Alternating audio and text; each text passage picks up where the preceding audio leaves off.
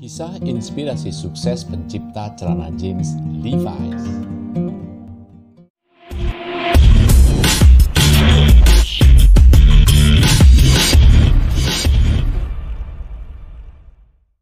Siapa yang tidak mengenal celana jeans?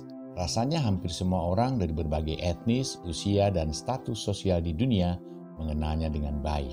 Bahkan celana jeans sudah dipakai oleh hampir seluruh penduduk dunia. Celana jeans identik dengan celana gaul, santai, dan bebas. Kebanyakan orang yang memakai celana jeans adalah kaum muda. Namun dewasa ini para orang tua dan anak-anak pun ikut mengenakannya. Tapi tahukah Anda bahwa asal-muasal celana jeans itu sebenarnya tercipta secara tidak sengaja? Tahukah Anda, sebenarnya sang penemu yaitu Levi Strauss tak berniat membuat celana. Tahukah Anda bahwa niat awal dari Levi adalah menjadi pekerja tambang ketimbang membuat celana?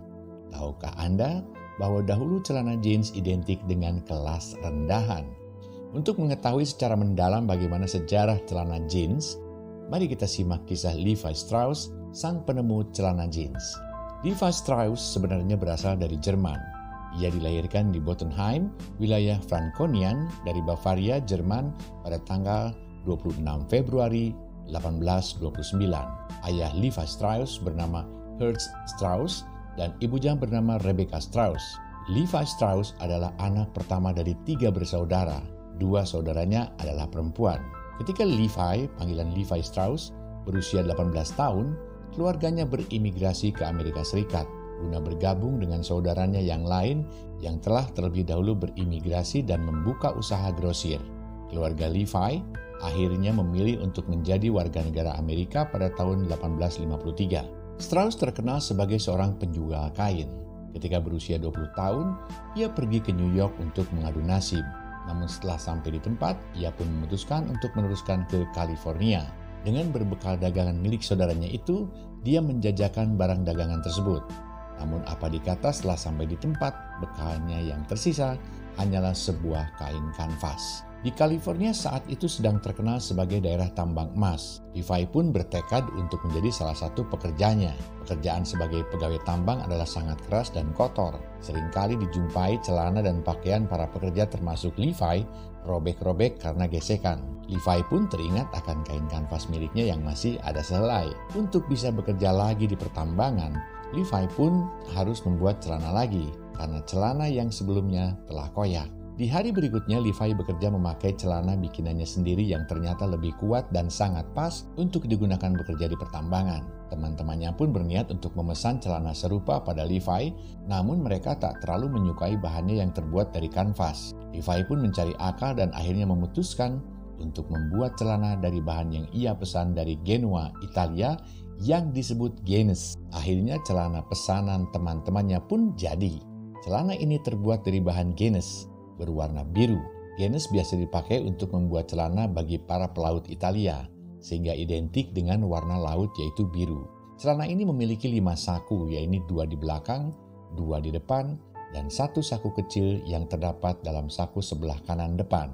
Celana tersebut akhirnya terkenal dengan sebutan celana jeans yang berasal dari kata jeans. Oleh Levi, celana tersebut kemudian dipatenkan dengan merek Levi Strauss. Tak perlu menunggu lama, celana jeans tersebut telah populer dan menjadi celana resmi para penambang. Semakin hari semakin banyak orang yang memesan celana jeans pada Levi yang akhirnya membuatnya sudah tidak lagi bekerja sebagai pegawai tambang.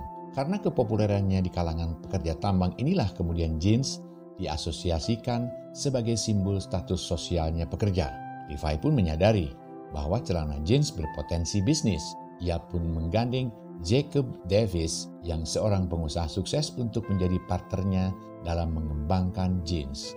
Pada tahun 1930, di Amerika Serikat sedang populer film koboi, di mana para aktornya mengenakan celana jeans. Dari situlah status celana jeans meningkat.